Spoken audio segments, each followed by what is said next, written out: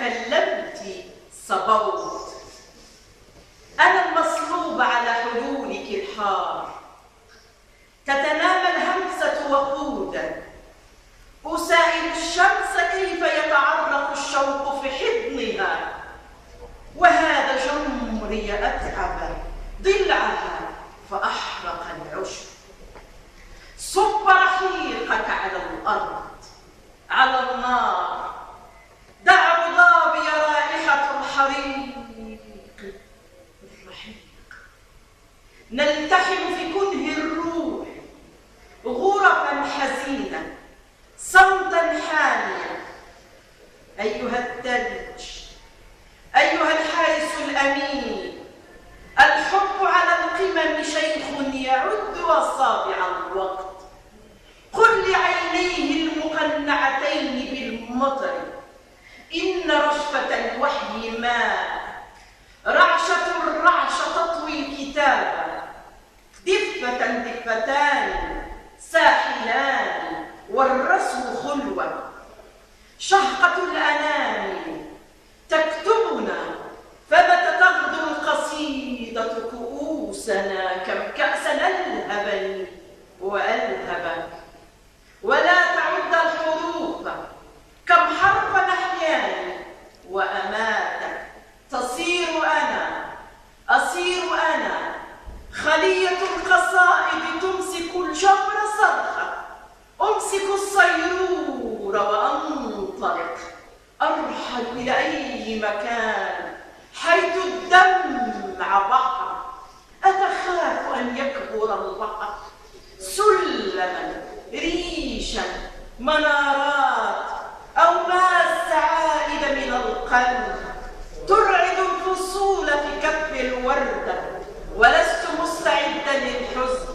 أخشى أن يخرج إلي من شق الباب فيهيج البحر والدم.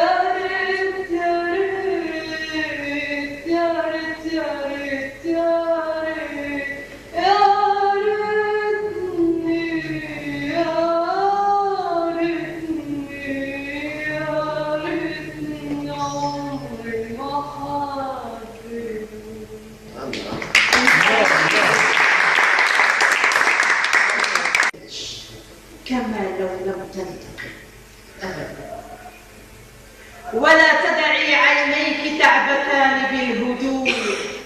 لقد كان في الغيب يسمر حذاء القصيدة راقصا بين قدميها، عمرها يمشي وعمره في التيه يرسم ظله.